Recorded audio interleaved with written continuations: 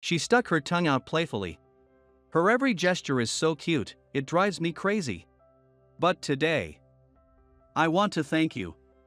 Can I do something for you? When she says things like that, it makes me a bit hopeful. My heart pounding, I racked my brain. My name is Matt. I'm a 31-year-old lawyer working at the Thompson law firm. I'm a rookie lawyer with only 8 months of experience. You found some really good materials. The one flashing that adorable smile is Nicole, a paralegal aiming to become a lawyer. She's the beloved daughter of the firm's director, James. I decided to become a lawyer and entered the law faculty at college. But I kept failing the preliminary exams required to take the bar exam until my senior year. The preliminary exam has no qualifications or age restrictions. Despite repeated attempts during college, I failed each time. I begged my father to let me try for another year, but he refused. So I joined a small real estate company as a working adult. Dreams don't run away. With this motto in my heart, I continued studying while working, but reality wasn't so kind. If I couldn't pass while dedicating myself to studying in college, how could I pass while working? Determined, I quit the real estate company after 5 years and searched for a law firm that would hire me while I studied for the bar exam. At 27, I was hired as a paralegal at Thompson Law Firm. With the help of senior lawyers, I continued studying for 2 more years. At 29, I finally passed the preliminary exam. Passing this exam granted me the qualification to take the bar exam. Although this qualification lasts 5 years, I passed the bar exam on the first try. At 30, I finally became a lawyer, but not quite. I completed a year of legal apprenticeship and finally started working as a lawyer at Thompson Law Firm at 31. Currently, as a first-year lawyer, I primarily work under the guidance of my seniors while seeking cases I can handle on my own. I want to work as a lawyer soon too. I must pass the preliminary exam this year. I can't let my father down. Nicole, determined to pass, has failed the preliminary exam twice since graduating from the law faculty. Graduating from law school also qualifies one to take the bar exam. But Nicole doesn't want to burden her parents any further and aims to pass the preliminary exam on her own. The preliminary exam consists of multiple choice, essay, and oral exams, each leading to the next if passed. Passing the oral exam at the end means success. But Nicole has twice failed at the oral exam stage. This year, she has again studied hard, passed the essay exam, and is now preparing for the oral exam. Just over a month until the exam. I'm already so nervous, she said, reflecting her extreme anxiety. Her face darkened, already showing nerves. However, passing the essay exam means the chances of passing the oral exam are high. She failed before due to nerves, but she should succeed this time. You'll be fine, Nicole. You can do it. I cheered her on with a fist pump. Nicole forced a smile and mimicked my fist pump, saying, "Yes. I'll do my best." The next day at work, I saw 1 month leave written in Nicole's schedule. She would likely spend the next month intensely studying for the oral exam. One of the significant benefits of working at a law firm is the consideration given for exams. I don't know much about other firms, but James prioritized study schedules for me when I was a paralegal too. He didn't give me a whole month off, but this is his beloved daughter's studies. He must really want her to pass. As I pondered this while checking my own schedule, I saw 1 month leave under my name too. Confused, I stared at the whiteboard until James called me over. Help Nicole with her studies. As soon as I entered, James fixed his gaze on me and said, "What?" I responded stupidly. "We can't afford for her to fail the preliminary exam again this year. To ensure she can focus on studying, I've rented an apartment. I want you to stay there for a month and thoroughly prepare her for the exam. Nicole should already be there." Without asking my agreement, James simply looked at me and spoke calmly. I hurriedly protested. "What are you talking about? A man and a woman in the same room? Did Nicole agree to this?" Although I'm a new lawyer and he's the director, I've known James for 4 years since I was hired as a paralegal. James is a perfect lawyer but a friendly and good-natured guy in private. He has always tolerated my light-hearted remarks with a broad heart. She has no right to refuse, considering she hasn't even passed the preliminary exam yet. Hearing that, I recalled Nicole's already nervous face. Besides, there's no chance of anything happening with you. Nicole prefers handsome guys. I couldn't argue with that. I'm far from handsome, with my plain looks and bulbous nose. Then, how about Emily? We have two other lawyers at our firm. Emily, a 40-year-old woman, and Kevin, a 35-year-old handsome bachelor. Emily took the oral exam over 10 years ago. Her information is too outdated. Your knowledge is the most current. He dismissed the idea outright, but I had to ask. Kevin. Before I could finish, James interrupted. Absolutely not. He may be good at his job, but his behavior with women is terrible. That was the answer I expected, so I fell silent. I made one last argument. What about you, James? You're her father. You could certainly help her prepare for the oral exam, just like you did for me. James let out a long sigh. I don't understand. He muttered a single sentence. What? I was puzzled, and James leaned back in his chair. I'm a genius, remember?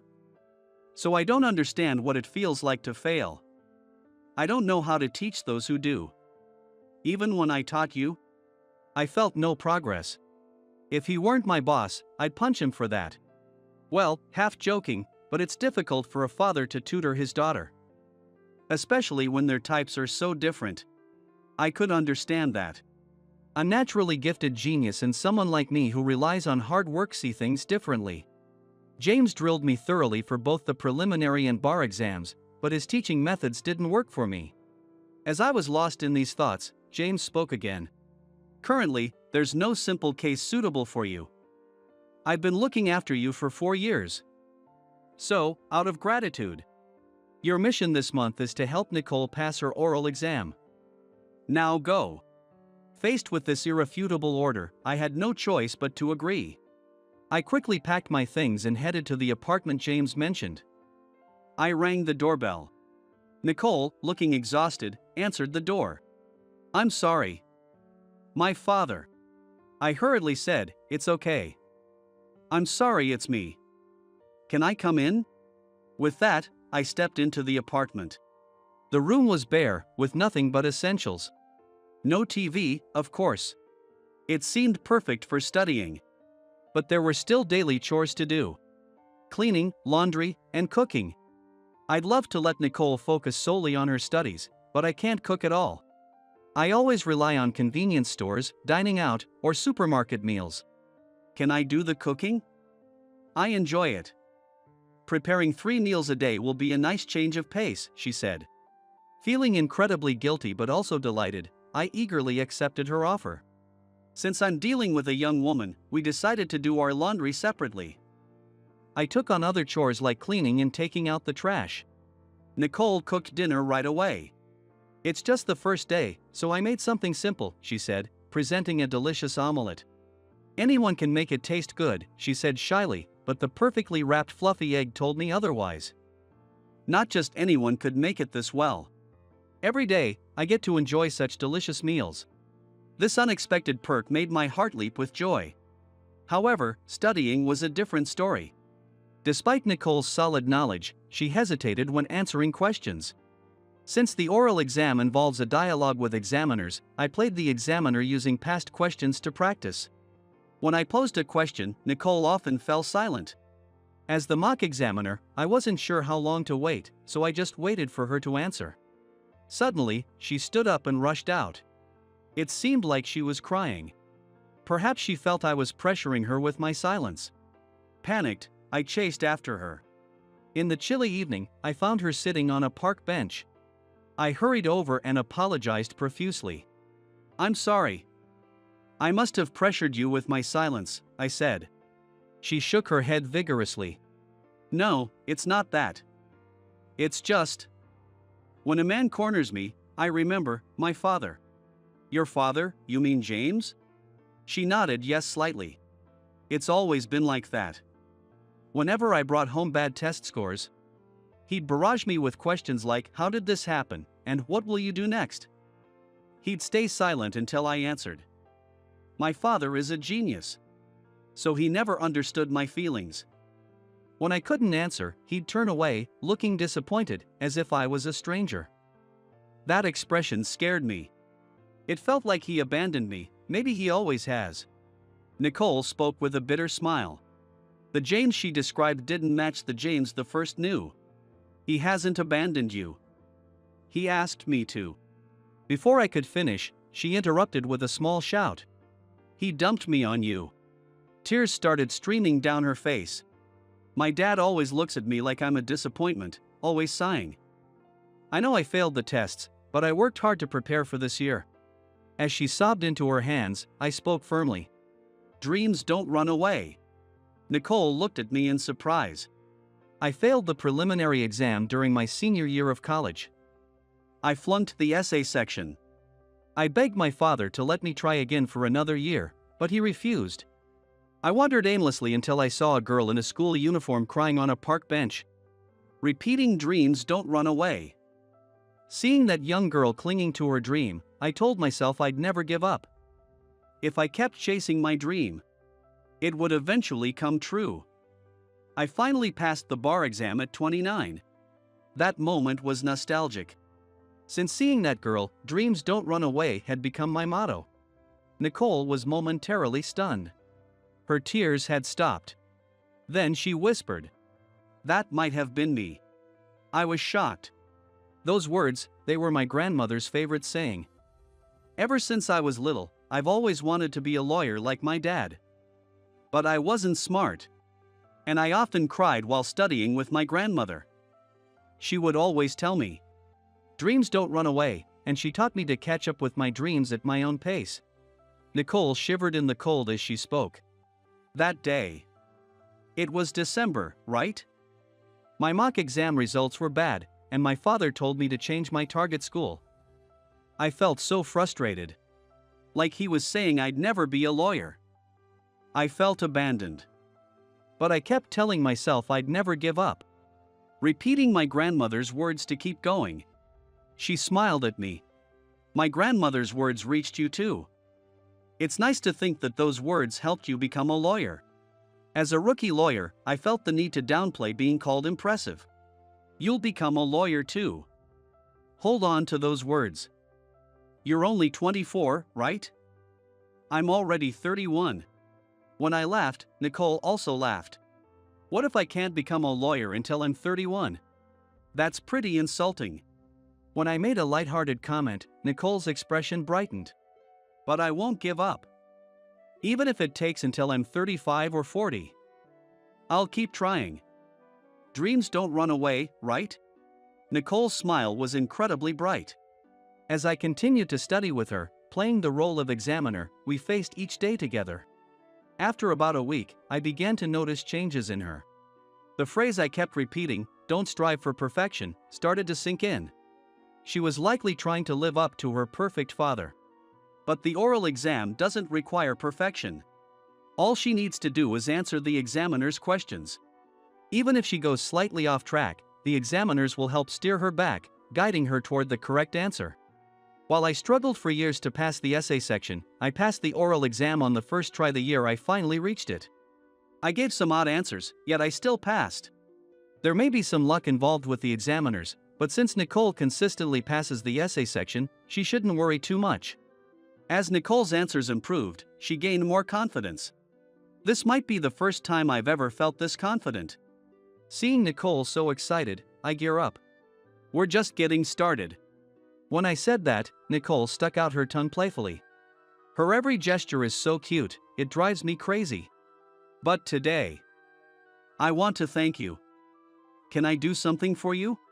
When she says things like that, it makes me a bit hopeful. My heart pounding, I racked my brain. 2 weeks left until the oral exam. Taking a break now and then is important, but since I'm here in a professional capacity, suggesting a date might freak her out. And James might fire me. Nicole looked at me sweetly as I shivered at the thought. I smiled and said, I might like to have a fancier meal than usual. Sure. What do you like? Burger? Beef stew? As I hesitated, an idea flashed in my mind. How about Meat loaf? Nicole looked surprised. Really? That's a pretty old-fashioned request. Is it fancy enough? But okay. I'm good at it. You'll be amazed at how delicious it is. She bustled off to go shopping. Meanwhile, I made a phone call. 30 minutes later, Nicole returned and started cooking. The small room filled with a wonderful aroma. After it simmers a bit, I'll let it sit to absorb the flavors. Could you help me with a criminal law oral practice in the meantime? Hearing that, I nodded yes. Just then, the doorbell rang. I slipped past a surprised Nicole and went to the door. I returned to the living room. James was behind me. Dad. Why? Nicole looked a bit pale. James also looked slightly awkward. I thought it'd be good to show him some of your progress. James, could you help with the criminal law oral practice? James nodded silently in agreement. Nicole glared at me reproachfully. It'll be all right. Just show him what you can do, Nicole. In the tense atmosphere, we began a role-playing session to simulate the oral exam. James started speaking calmly. X broke into wise residence. Starting with a simple introduction, the questioning continued. Initially, Nicole was scared, but she gradually began answering confidently. I clenched my hands in support, silently cheering her on. After 15 minutes, the mock exam ended. Both Nicole and I waited with bated breath for James's evaluation. James thought for a moment, then took a breath and said, "There were some off-target parts, but when I guided you, you found the correct answer." Nicole nodded yes. I could sense her tension. Even the unclear parts were answered accurately. I think you'll be fine. Hearing this, both Nicole and I beamed. Seeing our faces, James stood up from his chair. Well, I'll be going now. Keep working hard for the rest of the time. As James was about to leave, I stopped him. Stay for dinner. Won't you join us? Both Nicole and James froze at my suggestion. James seemed a bit hesitant, then turned away, saying, "No, that's okay." Nicole couldn't hold back anymore and said, "You don't want to eat my cooking, do you?" Both James and I looked at her in surprise. Nicole looked down. Just when I thought I might be recognized. I'm pushed away again. Her voice trembled. It seemed like she was crying. Her sobbing was the only sound in the room. Unable to bear the heavy atmosphere, I took a chance and asked bluntly, "James, do you dislike Nicole?" James looked at me, startled. What? Why? No, why would you think that? Feeling that I was on the right track, I pushed further. Because she said you abandoned her due to her bad grades. You dumped her on me this time too. You didn't help her yourself. Nicole's eyes welled up with tears. Seeing this, James looked even more flustered. Abandoned her? No, I didn't do that. Why would you think that?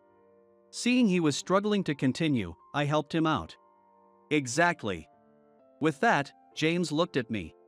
If you had abandoned her, you wouldn't have arranged this apartment and asked me to spend a whole month helping her study, right? Speaking gently, James sighed. I thought you could teach her better than I could. I'm not good at teaching people. James scratched his head. I asked another question. Do you stay silent because you don't know how to encourage her? Nicole looked at us with wide eyes. Well, yes. Especially with my daughter. If I say something wrong, she'll hate me, right? James mumbled. I felt like teasing him a bit. Too late, she already hates you. When I said that, both James and Nicole panicked. No. I don't hate you. Matt, stop being mean. Nicole cried, tears streaming down her face as she shouted. James looked at Nicole intently. Nicole, seeming to gather her resolve, faced James. I've always had bad grades. Even though I wanted to be a lawyer like you. I couldn't even follow my desired path in high school. You told me to change my target school. I felt like I disappointed you. It hurt. But still. At this point, James hurriedly interrupted. No, that's not it. I told you to change your target school because I didn't want you to push yourself too hard. James's words struck Nicole, and her tear-streaked eyes met his. I saw you struggling, and I just wanted to suggest a slightly easier path. I've never been disappointed in you. You've always been my pride and joy. James said this shyly, and Nicole looked even more surprised. But I can't do anything like you, and I'm not smart. James nodded slightly and continued. You've always worked twice as hard because you couldn't do things easily. Ever since elementary school, you've been trying so hard. That's something not everyone can do. Even now, you're giving it your all without giving up. You're my pride and joy. Nicole pressed her hands to her eyes. Tears welled up in my own eyes too. Then my stomach growled. Well, that ruined the moment. James said, laughing. I quickly apologized. Nicole stopped crying, and we decided to have dinner. James no longer seemed eager to leave. Seeing the meatloaf on the table, James's face lit up. I love it. I know. You always order it whenever it's on the menu, I said. Nicole, who was serving chicken noodle soup, turned to us with a surprised look. So, it wasn't for your taste, Matt? I thought I was winning you over. She said, placing the chicken noodle soup in front of me. Matt, you planned this from the start, didn't you? You were going to bring Dad here today, she accused. I nodded yes. I sensed some misunderstandings between you two, and I didn't want you to face the exam with that weighing on you. I said my thanks and took a sip of the chicken noodle soup. James took a bite of the meatloaf and exclaimed, It's delicious. Nicole looked a bit shy but pleased. There weren't any problems these past 2 weeks, right? Not that I doubted you, Matt, James said. I agreed with him, but Nicole pouted. What do you mean by no problems? She asked, resting her chin on her hand. Well, you used to like that boys group, right? Matt looks nothing like him. James, as usual, was incredibly blunt about me. Dad, you still don't get me. Nicole sighed as she said that. She then turned to the bewildered James and said decisively. I liked that boys group because he was so kind during a prank show on TV. My type is Matt. James froze, and I almost jumped out of my seat. Nicole beamed at me. So these past 2 weeks have been wonderful. Right, Matt? Nicole looked up at me. How about we continue living together even after the exam? My mind went blank, and I couldn't think of anything. As I opened and closed my mouth like a fish, unable to say anything, James panicked. Wait. Don't rush into this, Nicole. In response, Nicole nonchalantly said, I'm serious. Regret your own choice of making Matt my tutor. She stood tall, a stark contrast to the frightened girl she had been. James looked dejected. I just started to understand you, Nicole. He seemed at a loss for words, wanting to express his hopes for a renewed relationship. I chuckled. Don't worry, in 2 weeks, I'll move out of this apartment. James looked relieved, while Nicole's face fell. I turned to Nicole. This meatloaf is delicious. You've got me hooked. Even though our living arrangement will end in 2 weeks, can I ask you to be my girlfriend? If you'll have me. Nicole's face lit up. I understand how much you respect James and how things haven't gone as planned. Cherish your family time. And don't worry. I won't run away. I quoted Dreams Don't Run Away to make my point. It was a bit embarrassing, but Nicole nodded yes with teary eyes. Years later. The doors of the wedding hall opened, and James walked down the aisle with Nicole on his arm. Slowly. Embracing each moment. They reached me. I whispered to James. Have your family bonds deepened? James smiled gently. Thank you. It was precious time. Tears glistened in James's eyes. Even though we'll still be colleagues, why are you crying? Give me more challenging cases too. Tears also welled up in Nicole's eyes. Nicole had been a lawyer for 2 years. She approached each case with great care. Crying, James took Nicole's arm and handed it to me, saying, Take good care of her. Yes. Firmly entrusted with Nicole, I turned to the priest. Asked if I vowed to love Nicole always, I said, I do, with all of my heart. Hearing Nicole's vow, I lifted her veil. Nicole's radiant and intelligent smile was the brightest and most cheerful I had ever seen. "Please, hide me." The person who visited my apartment late at night was the top secretary of our company, who seemed to be battered. Why would such an unreachable beauty, whom I had never even spoken to, come to me? I invited her into my apartment and listened to her story, but I was shocked to learn her true identity. "Hey John, look. It's Sarah from the secretary department." During lunch, my colleague Mike whispered as we entered the employee cafe. In a corner by the window, a beautiful woman was having a lunch meeting with President Johnson. As they got up to leave, they passed right by our table. "Sarah is really stunning. She's the top secretary in the department. Quite the aspiration." Mike watched Sarah's retreating figure with a dreamy look. In a navy pantsuit and high heels, Sarah walked gracefully, drawing admiring glances from both male and female employees. Even among the highly accomplished secretaries, Sarah stood out. A graduate of Stanford University, fluent in 5 languages. She was not only the president's secretary but also served as an interpreter in diplomatic meetings with foreign dignitaries. On top of that, she had the looks of a model or actress. Despite her high status, she was known in the company as a quiet and modest yet highly capable secretary. "Give it a rest.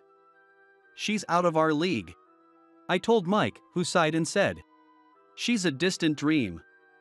Our department has no interaction with the secretary department. We'll probably never have anything to do with her." Mike said this with a faraway look. "My name is John.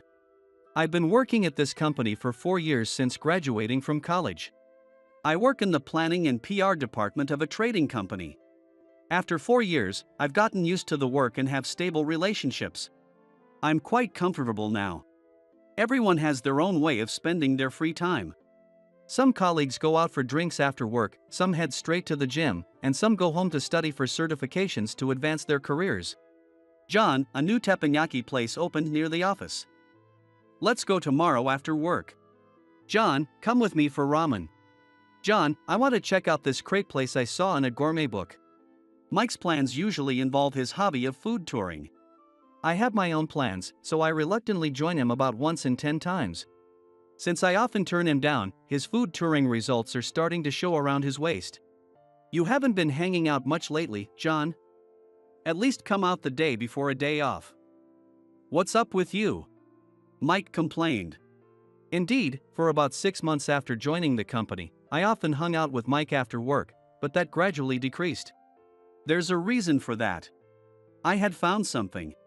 Something I pour all my time outside work and sleep into. I always commute by train. On weekends, after work, I board the train at the station near the office, pass my local station. Get off 3 stations ahead, go through a dim alley, and find an old mixed-use building.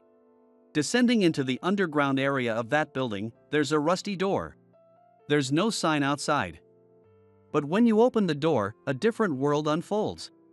Cheers and applause suddenly fill your ears, and the musty smell unique to underground spaces makes my heartbeat race. Despite the small entrance, the space inside is a wide single floor, with only the center illuminated in the dim room. In the center of the floor is a ring. A fight between sweaty women is already underway. What's held here is mixed martial arts. And it's a well-known underground venue exclusively for female fighters. I've become obsessed with women's MMA. But please don't think I'm weird. I'm not looking at them in a lewd way, I'm moved by their serious dedication. Good, her match hasn't started yet. The match before my favorite fighters was still ongoing. I found a seat as close to the ring as possible, wiping the sweat from my brow. Having run from the station, I was sweating like I'd fought a match myself. The match in the ring concluded, and the winner's ring name was announced. The victorious and defeated fighters, both drenched in sweat, embraced on the ring, and applause and whistles filled the venue. I stood up and clapped as hard as I could. My interest in women's MMA began because of my sister. Now married with a child, she had been a shut-in during her middle and high school years, spending all day watching the internet in her room. I had witnessed my parents' struggles as they attended seminars for parents with similar issues and read countless books on the subject. About 4 years into her reclusive lifestyle, my sister suddenly came to my room one night. "John, I have a favor to ask." It had been years since anything like this had happened, and I was surprised. But I also saw determination in her eyes that had been vacant for so long. My sister's eyes that have been hollow for a long time. At that moment, I sensed she was beginning to come out of her reclusive state. I didn't care if she didn't go to school. I always wished she would just come out of her room, have meals with the family, and watch TV and laugh with us. That alone would have been enough. One night, my sister came into my room with her laptop and showed me an article and videos from a site. The videos showed two young women fighting in a ring. They wore glamorous costumes and were engaged in intense battles that seemed like a mix of karate, pro wrestling, and boxing. Take me to see this. This? I was surprised by her unusual request and looked at her face again. I finally found it. Please, John. Okay. If it makes you happy, I'll take you. I went with my sister to the underground floor of a building where the fight club was held. That's the place I now visit regularly. My sister was enthralled by the matches. Seeing her cheer and pump her fists was like seeing a different person. I was stunned, watching her and the ring alternately. The next match features my absolute favorite fighter. She's beautiful, strong, and just so cool. Suddenly, the venue went dark, and a spotlight shone on a door in the corner. The fighter's ring name was announced, and she entered wearing a glittering mask that covered the upper half of her face. The cheers grew louder, echoing off the ceiling. Go Jessica! You can do it! My sister screamed. So, her name is Jessica. Jessica stepped into the ring, exuding confidence as she responded to the cheers. Her long hair curled and her sequin costume hugging her body. Her six-packs were visible. And her legs looked incredibly long under her mini skirt. She stood out far more than the other fighters, radiating an aura of her own. Though her face was partially hidden, it was clear she was stunning. When the match started, she lowered her stance to target her opponent's lower body. Her movements were incredibly fast, and her opponent was visibly bewildered. She grabbed her opponent's lower body, twisted them down to the mat, and quickly applied a joint lock, forcing her opponent to tap out. I think the match lasted barely a minute. The acrobatic moves, the swift kicks from her long legs, and the stark contrast with her appearance completely captivated me. According to my sister, Jessica was unbeatable, and everyone entered the competition just to try to defeat her. Hitting the face was strictly forbidden, and there were other strict rules, making it more of a show than a sport. But every fighter was deadly serious.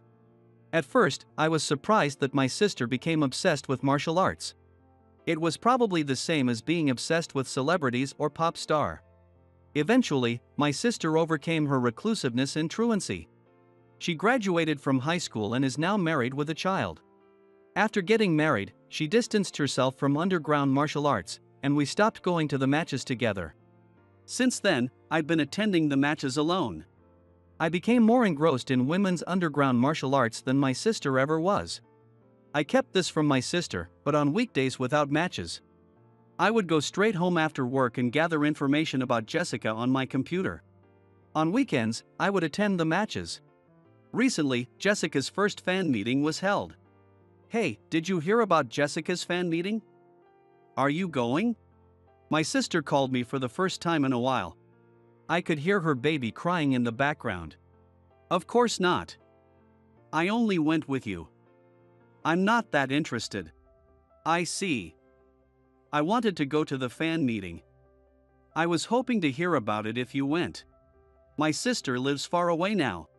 With a small child in the distance, she couldn't attend the fan meeting. I'm sorry for lying. After hanging up, I apologized to my sister in my heart. I had worked so hard to get a ticket for the fan meeting. The day before the event, I got a haircut, and ever since securing the ticket, I had been using facial masks after my evening showers. After all, I would not only see Jessica but also shake hands and talk with her. On the day of the event, the usual underground floor of the mixed-use building was transformed into the fan meeting venue. The line stretched outside the building. I knew she was popular, but this is incredible. The crowd seemed to be an even mix of men and women. I waited anxiously for my turn. I had never been a fan of anyone or dedicated myself to something like this before, so this feeling was entirely new to me. Finally, my turn came. There she was, Jessica, right in front of me. She wore the same makeup and costume she did when stepping into the ring. Of course, her face was partly covered by the sparkling mask. I wiped the sweat from my hands with a handkerchief and reached out to touch Jessica's extended hand. You are one of my most dedicated fans. I see you from the ring all the time. Jessica said this while firmly shaking my hand with both of hers. I was too nervous to speak. I couldn't believe she recognized me. You're my sister's savior. She was a shut-in and a truant, but your presence helped her turn her life around. She's married and happy now. My voice cracked with emotion. So that was your sister. I wondered why you started coming alone. I thought the person next to you was your girlfriend. I'm glad to hear that. Jessica must have enough presence of mind to observe the audience from the ring. She's truly amazing.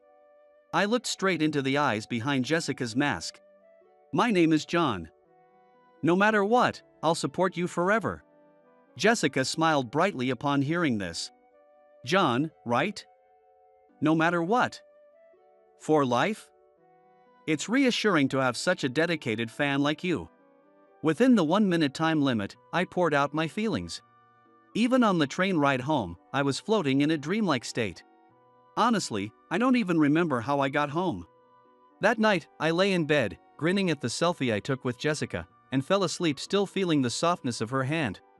John, I need to talk to you. Mike approached me with an unusually serious look. Can you spare some time this Sunday? I know it's your day off, but I think we can talk more freely during the day. For a moment, I was at a loss for words. I had no work that Sunday, but I had planned to attend Jessica's match. Looking forward to this had kept me going through the week. Lately, especially after the fan meeting, my admiration for Jessica had intensified, though I still supported women's underground MMA as a whole. I wanted to remain a respectful fan and never cause her any trouble. Just having her as a source of inspiration was enough. John, you've been really motivated at work lately. Did you get a girlfriend? My boss and seniors had been saying this a lot recently. Attending Jessica's fan meeting and knowing that she recognized me had been a huge boost. Although the distance between the ring and the audience remained unchanged, and I had no intention of changing it, the thought of not wanting to show a pathetic side to Jessica naturally motivated me. While I was eager to cheer for Jessica, I felt I couldn't ignore Mike's request for a serious talk. Reluctantly, I decided to skip the match that day and spend it with Mike. Even though it was for a serious conversation, the venue was an okonomiyaki restaurant. Mike wanted to talk about requesting a transfer from his current department. Apparently, he wasn't getting along with his direct supervisor and was feeling mentally strained. I encouraged him to hang in there until the next annual transfer, as I might be relocated too. Mike quickly cheered up and started devouring the okonomiyaki. As I cooked more okonomiyaki for him, my mind drifted to the underground fight club. After spending the entire day with Mike, I trudged to work on Monday morning. Not only were my steps heavy, but so was my stomach from all the okonomiyaki. I wonder how Jessica's match went yesterday, although I doubt she lost. Even at work, my mind was full of thoughts of her. Mike, at his desk in the neighboring aisle, was smiling and working diligently. It's great that he's feeling better, but I want my time with Jessica back. The disappointment of missing Jessica's match lingered as I sat at my desk with my head in my hands. After a while, I looked up and saw some senior colleagues having a serious conversation. Did you hear? Sarah from the secretary department didn't show up for work this morning without notice. The secretary department is in an uproar. Sarah didn't show up without notice? There must be a serious reason for her to miss work without informing anyone.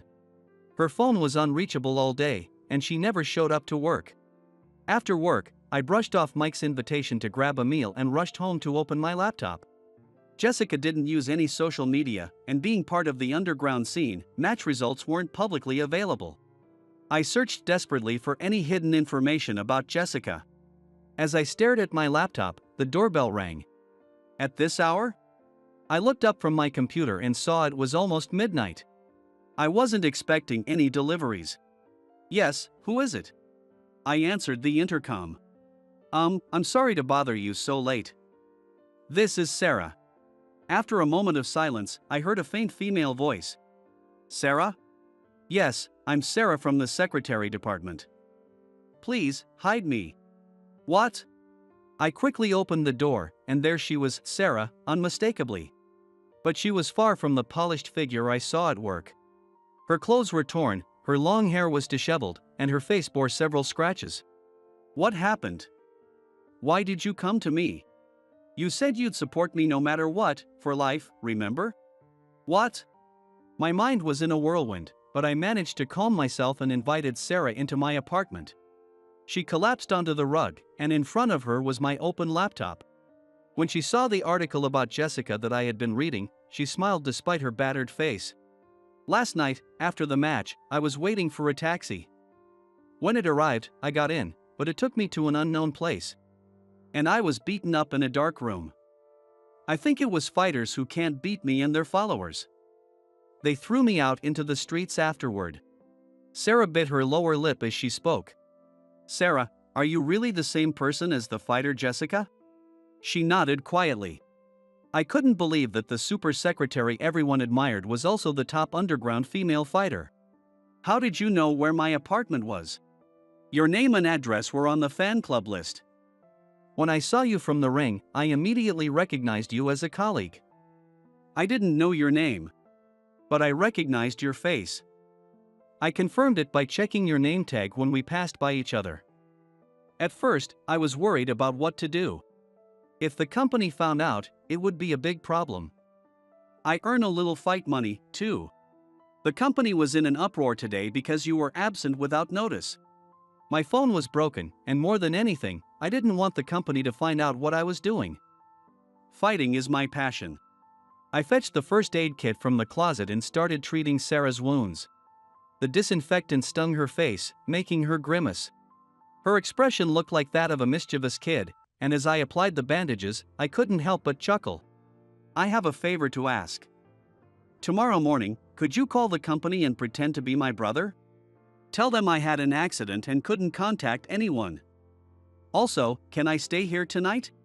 Sure, but are you making me your accomplice? Didn't you promise to support me no matter what, for life? She looked into my eyes. I guess I did. She told me about how she was inspired by Gina Carano, a famous American female fighter, and started Muay Thai at 15 while living in the US. After work, she trains hard. She channels the stress from her job as the president's secretary into martial arts. I listened to her story all night. The next day, I called the company pretending to be her brother. Sarah returned to work 2 days later. That day, she walked through the department, apologizing to everyone. Now, everything is back to normal. Hey, John, I heard Sarah fell off her bike and got injured. It's surprising she rides a bike. Makes her seem more relatable. Mike whispered as he spotted Sarah walking down the hall. Really? As Sarah passed by, she gave me a discreet wink. That night, Sarah asked me to be her bodyguard and manager. I agreed, and now I train with her on weeknights and act as her cornerman during matches, wearing a mask. Thinking I truly know the real Sarah might be presumptuous, but it fuels my work motivation. Thanks to her, my previously dull life has become exciting. Tonight will be busy too. Determined to finish my work efficiently, I focused on the afternoon tasks with renewed energy. You're too gloomy, we don't need you. My clueless and ignorant female boss mocked me. I sighed at her sneering face. Fine, I quit. With those words, I left the company just as she suggested. A few months later, I ran into that awful woman again. Did anyone bother to pick you up? She still wore that mocking expression. Yes. By the way, it's one of your biggest clients. She stared at me blankly, not comprehending my words. But when she understood, her face turned pale. My name is John Davis. I'm a salesman in my 40s, currently working in the sales department of a food and beverage company. Although technically in sales, my role is rather unique. I'm a salesman, but I don't go out on sales calls, I just sit at my desk and work on my PC. Good morning, John. Good morning. Oh, John. We were talking about going out for drinks after work. Do you want to join us? Thanks for the invite. But sorry, I have plans. Alright then. I rarely interacted with other employees, spending most of my working hours in front of the computer. Well, everyone else is young. So, it's hard to find common ground. John always dresses so neatly. Yeah, his shirts are perfectly ironed and fitted. And he smells nice too. It's not cologne, right? Maybe fabric softener? I wonder what fabric softener he uses. I've occasionally overheard them talking about me, but I never bothered to ask and just focused on my work. Oh, it's time to finish. Have a good evening. Yes, you too. John always leaves right on time. It's like a clock for us. He's like a human alarm. And so, I always left work exactly on time. After work, I sometimes went out or just went straight home. Would you consider joining us? Yes, thank you. I'd be happy to. I joined this company about 3 years ago. I used to work at another beverage company but was recruited here. I had moved around various beverage companies without settling in one place. John, how's everything going since you joined? Fine, no major issues, everything's going smoothly. That's good to hear. We have high expectations for your work. Thank you. It was someone from the higher management who recruited me. They heard about my reputation and reached out. Apparently, this company often recruits from outside as well. John, do you have a moment? Yes, I do. I'd like to discuss some sales strategies with you. If it's something I can help with, I'll send over the necessary information. Thank you. Oh, and I'd like to ask you about Company D later, so I'll email you. Got it. You're still the same, John. Yeah, pretty much. As my younger colleagues spoke to me, James called out. James is the only colleague in sales who is around my age. He's the one who recruited me into this company. Thanks for helping with that matter. I'll need your assistance again. Sure. And by the way, they want to go out for drinks next time. I see. Our relationship goes back to before I joined this company, and we communicate effectively with minimal conversation. And as the only other experienced colleague, he looks out for me. James is considerate and, being single, quite popular. Alright, let's get to work. The sales department was peaceful and free of any major issues. Hello, everyone. I'm Karen, the new department manager starting today. Then she arrived. Karen was transferred from an affiliated company. I heard she came from a bigger, more powerful company than ours. Wow, must be a power thing. Who knows? Hopefully, we can work well together. I sighed internally as I watched Karen. She was a flashy woman, wearing a bright red outfit that didn't seem appropriate for work. Her makeup was heavy, and the strong scent of her perfume reached my desk. You all better listen to me. I outrank all of you. Her attitude was confident and overbearing. Honestly, I had my concerns about having her as a boss. Hey, who made this document? I did. Do it over. And I'll take over the clients you're handling. Changing things now? And what's wrong with this document? Figure it out yourself. Look, here. This way it's easier to read. But our company's standard is, just do as I say. She used the fact that she came from a big company to boss everyone around in the sales department. This is really the worst. She's so chummy with the young men and James, but she's harsh with us women. We're doing our best not to get on her bad side. It's tough, but let's support each other and get through this. Everyone reluctantly complied to avoid unnecessary trouble. Ooh. What's up? Oh, it's about Karen. On a rare free day, James invited me out for drinks. He sighed deeply, genuinely troubled. Karen's been all over me lately. Every day, she's trying to ask me out. I see. He often complains about being constantly asked out. For drinks, for dinner, things like that. James has a youthful appearance, so Karen probably doesn't mind the age gap. James himself isn't comfortable with romantic relationships and has his own reasons for being single. So, these invitations are a significant burden for him. If I talk to other women, they get scolded. That's a hassle. Absolutely. He's clearly struggling with Karen's presence. James sighed wearily. The bosses are useless. Yeah, when I talk to them, they just brushed it off. It's really problematic. The whole atmosphere in the sales department has changed. Who knows what will happen next? As expected, the previously peaceful atmosphere in the sales department turned tense. Everyone tried to avoid getting noticed by Karen. Hey, you. Yes? Stop sticking to your PC and get some work done. I am working. Go out and make some sales calls. Since I got here, I haven't seen you leave the office once. And you dress so flashy. In the midst of all this, Karen started targeting me. She glanced at my PC but seemed not to understand its content. You're not doing any work. I'm doing my job. She seemed to think I was slacking off.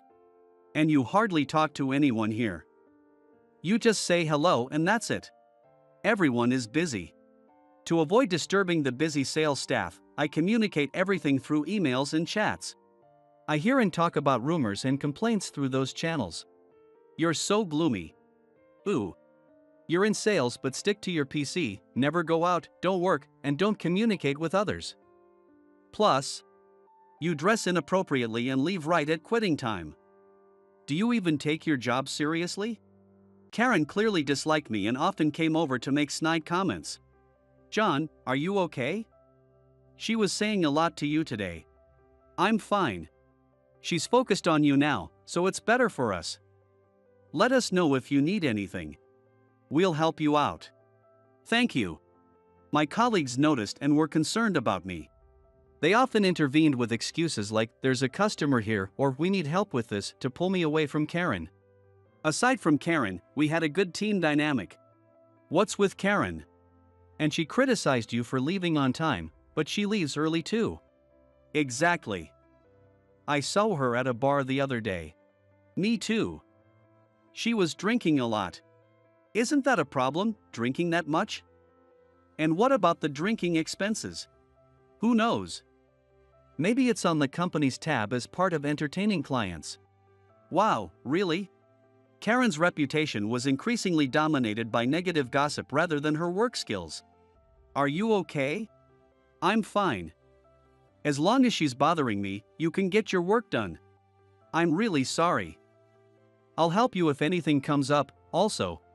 What is it? You've worked at several companies, right?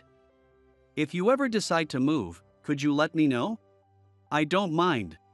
When I agreed, James said, thank you, and left. Unlike me, James has stayed at the same place for a long time, but this situation seemed to make him reconsider. A few months after Karen's arrival, trouble arose. The sales department's expenses increased, leading to a mandate for cost cutting. Why have expenses gone up? Now we have to cut costs. This is ridiculous. Karen complained, but the increased expenses were due to her. Her excessive use of entertainment expenses caused the rise. Everyone knew she was spending too much on drinking. I don't want to cut entertainment expenses. If we cut them, I can't drink enough. John, this is your fault. What? You're not doing any work. Just your presence is a waste of expenses and salary. You're a financial burden. This was a baseless accusation. I'm just doing the work I've been assigned. She doesn't understand, but I believe my job is quite important. We need to cut costs, so I'm cutting you. Ooh. You're too gloomy. Pack up and get out of here. Is that an order? Yes. You're fired. She said this with a sneer, and I sighed. Fine, I quit. Don't ever come back to this office. Now we can save money by getting rid of a useless employee. Without resistance, I packed my things and left the company. What? You're leaving? Why so suddenly? Karen fired me. She did? Well, if she said so, I guess there's nothing we can do. Even the bosses couldn't control her rampage. Considering her company is bigger than ours, it's understandable. Like James, there's not much they can do. That same day, I resigned and left the company. John, please come back. We need you here. We'll talk to Karen.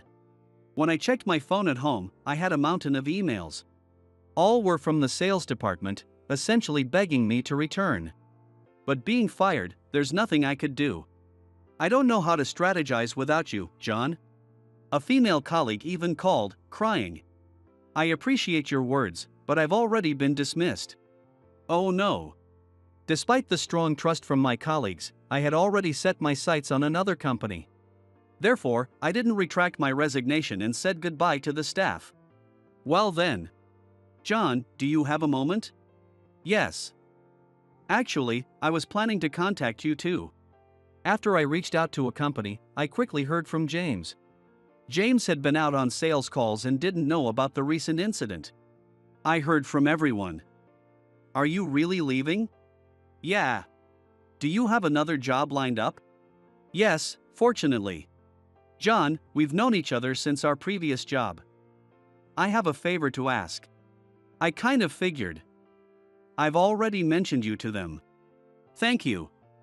Really? I appreciate it. Sure, no problem. A few months after leaving that company. It's almost time. I was at a fancy restaurant. I was here for a business meeting. But the client this time was a complicated one for me. As I waited at the entrance, I saw her. Oh, it's you. Long time no see. Karen appeared. Recognizing me, she smirked. Well, if it isn't the gloomy desk jockey. She spoke to me with a sneer.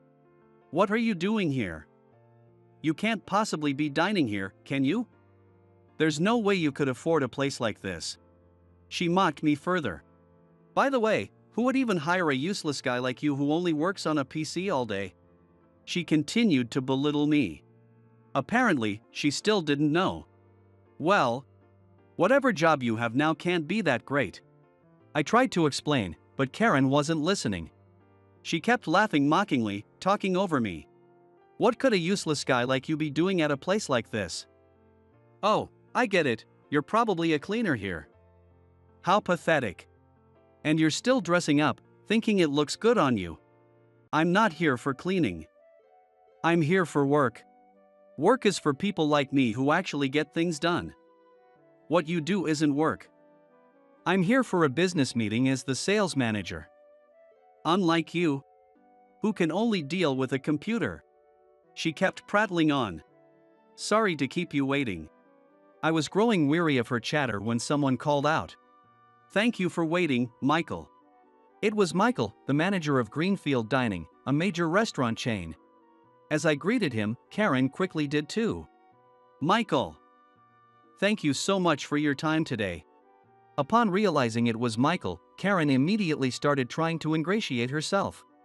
It was clear how important this meeting was for her company. Hello, Karen. Looking forward to working with you. But really, if you two were already here, you could have gone inside. Michael said with a friendly smile, addressing me. What? John is involved?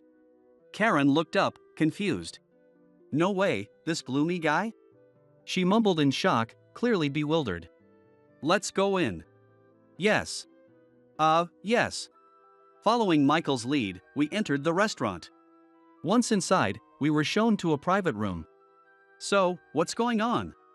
You'll understand soon enough. Karen whispered to me, trying to get answers, but I just smiled and deflected her questions. When the server left us alone, I prepared my business card. It was time to answer her earlier question. Here's my business card. What? No way. Karen's eyes widened as she read it. It said, John Davis, head of research at Greenfield Dining.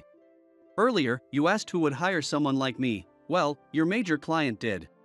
As I said this with a smile, Karen's face turned pale. After leaving the previous company, I contacted Michael. He had always supported me and had been inviting me to join his company for a while. We're glad to have you, John. Thank you. I'm looking forward to working with you. The pleasure is ours. Your reputation for excellence precedes you. We're counting on you. I'll give it my all. Joining Greenfield Dining, I continued to handle my responsibilities just as I did at my previous company. My efforts were recognized, leading to a smooth promotion to my current position as department head. No, this can't be. Is something wrong? No. Karen, still pale, shook her head in response to Michael's question. She couldn't believe that the person she had deemed incompetent and fired was now a department head at a major company. This can't be true, you were just a gloomy incompetent. Karen was in shock. What should I do? What should I do? Realizing that the person she had mocked and dismissed was now a key figure in an important business deal, Karen seemed to be losing her composure. The roles had reversed from when she fired me. Now, let's see what she's capable of. So? How is this aspect of the deal? Well, Karen couldn't manage her usual confident sales pitch. She kept glancing at me, clearly rattled by our earlier interaction. In the end, she left the meeting in shambles. Did you know Karen? She seemed very concerned about you. After seeing Karen off, Michael asked about her. Actually, she fired me from my last job, calling me a gloomy incompetent. Really? I explained the whole story to Michael. How disrespectful. Karen was out of line. Michael was indignant on my behalf. As for this deal, I don't want to work with someone so rude. Let's ask them to assign a different representative. Agreed. We can continue negotiations if they change the contact person. I'll make sure to inform them. Michael and I decided together and sent that response to my former company. Given that our company holds the upper hand this time, she would likely face some consequences. John, you won't believe this. Later, a former colleague informed me about Karen. At her company, the bosses confronted her, saying, "How could you, the department head, be replaced as the representative?" Seizing the opportunity, the sales staff, who had tolerated Karen's behavior, reported her misconduct to the bosses. Included in their reports was the story of how she had fired me. As a result, they told her, "We haven't reprimanded you strongly because you were a delegate from an affiliated company. But we'll be reporting this to your parent company." Karen's face was completely pale when they said that. I see. Thanks for letting me know. No problem. You've always helped us, John. The former colleague smiled, relieved to be free from her tyranny. Sometime later, I received a call from the boss of my previous company. "John, would you consider coming back to us?" They made that offer to me. Apparently, my work in the sales department had been re-evaluated.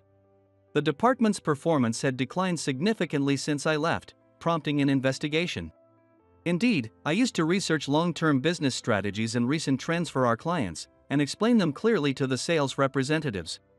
I also advised on creating sales strategies, which is why I spent so much time at my computer. I also monitored our clients' financial statuses regularly. I managed accounts receivable to prevent bad debts. After work, I networked with employees from current and potential clients, gathering valuable information. I identified hidden needs of other companies and provided feedback to our sales representatives. That's why I always wore nice clothes, preparing for these meetings, and it made it easy for me to transition to a top company. You were really doing significant work, no wonder you're sought after by so many companies. Not at all. I've just had the chance to see various companies. How about this? We're willing to offer you more than double your previous salary. The offer was quite substantial. However, I'm sorry. I can't trust a company that let Karen's behavior go unchecked for so long, and I like my current job. I declined their offer and ignored their pleas to reconsider. Hey, I heard Karen came for a business meeting? For us, our department head is Michael now. Oh, sorry about that. James was the first to talk to me about it. When I was fired, James decided to join Greenfield Dining. He joined the company as a salesperson shortly after I did. Although he had been at the previous company for a long time, he had grown disillusioned with how they handled Karen. He had been thinking about following my example and moving to another company. When I got fired, it gave him the push he needed to join Greenfield Dining. Michael, who had heard about James from me, was eager to hire him, but James, being thorough, went through the formal interview process. He had always been an excellent salesperson and was doing well at Greenfield Dining too. John, please listen. Calm down, Lily. One day, I got a call from a female employee from my old department. She was the one who cried when she heard I was leaving. She still looked up to me. I've been assigned to take over your research duties. Can you teach me? Well, it feels odd to teach the duties of a company I've left. Please. I want to improve our sales department. Although I hesitated, Lily's earnestness convinced me to help her out. So, this place is. I see, so. Given the age difference, it felt like a teacher-student relationship as I taught her the ropes. It really feels like a teacher-student scenario, doesn't it? Yes, I suppose this is what it would be like to have a mentee. Please take care of me, Mr. Davis. Teach me too, Mr. Davis. Come on, Aiden, knock it off. Occasionally, when I met up with Lily to teach her, a former colleague, Aiden, would also join us. He wanted to learn my sales techniques as well. With these two eager learners, I felt somewhat reassured about the future of my old company. Seeing their proactive approach to learning, reminiscent of my younger days, gave me some peace of mind. I believe these two could form a great team, much like James and I once did. As for Karen, she was demoted to a regular employee at her parent company. However, her flashy lifestyle and love for drinking couldn't be sustained on a regular salary, so she secretly took a night job. Unfortunately for her, moonlighting was against company policy. When her side job was discovered, she was fired.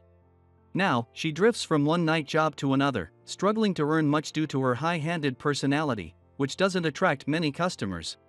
It's a case of poetic justice, perhaps. I saw her in a sorry state downtown the other day. I see. Well, she made life difficult for many, so now it's her turn to struggle. Exactly. Who would have thought that firing me would lead to her own downfall and a life of poverty? In fact, Karen once contacted me. She reached out after seeing the business card I had given her. Could you help me at Greenfield Dining? Impossible. Please, at least let me talk to James. She kept pestering me, so I passed her off to James. Sorry, but I have no interest in someone like you. I honestly dislike you. Do not contact me or my mentor again. I don't want to hear your voice ever again, he firmly told her. She tried to contact James several more times, but he reached out to a lawyer. A restraining order was issued, preventing her from approaching him again. Being popular has its downsides. It's not like I try to be. James and I first met at one of my previous companies. Back then, he was engaged, but his fiancée died in a car accident, and he has remained single since. Understanding my work, James started relying on me. Now, he's a highly skilled veteran salesman. As for me, I've been able to thrive at Greenfield Dining. The research work I did at my previous job, I now perform with a bigger budget here. As a result, Greenfield Dining's bad debt rate has dropped significantly, and we have a better understanding of our clients' needs, leading to higher contract rates. Recruiting you was the right decision. Thanks to you, our bad debt rate is much lower than last year. I'm glad I could help. Everyone praises you. They say it's much easier to secure contracts because of your detailed needs assessments. I'm just doing what I can. No, really. We're fortunate to have you. At my old company, Lily, who took over my work, is doing a great job, as Aiden informed me. Her research skills are second only to yours, John. That's great to hear. She was quick to pick things up. I can't let her outshine me. Aiden, too, was motivated and actively securing contracts, seeing Lily as a good rival. They seemed to be a positive influence on each other. Thanks to her research efforts, the sales department was beginning to recover. Lily has become quite the protege of yours, John. Her methods are just like yours. And you've been teaching Aiden, haven't you? Yeah, I have. While I was teaching Lily, James would often give Aiden various pieces of advice whenever their schedules aligned. Is it time for a generational shift? Maybe, but since we're at different companies, we'll still be rivals for a while. True, I can't afford to lose. Flashy work is easy to recognize from the outside, but behind-the-scenes work, often unnoticed, is just as crucial for organizational growth. There are those who secure many contracts in sales, supported by office staff handling the logistics. Cleaners keep the spaces where many people work tidy. An organization can only grow with employees fulfilling various roles. We might not always know who is doing what or how they are contributing. However, it's important not to make assumptions and to genuinely understand and acknowledge their efforts. Especially those in leadership positions should never forget this.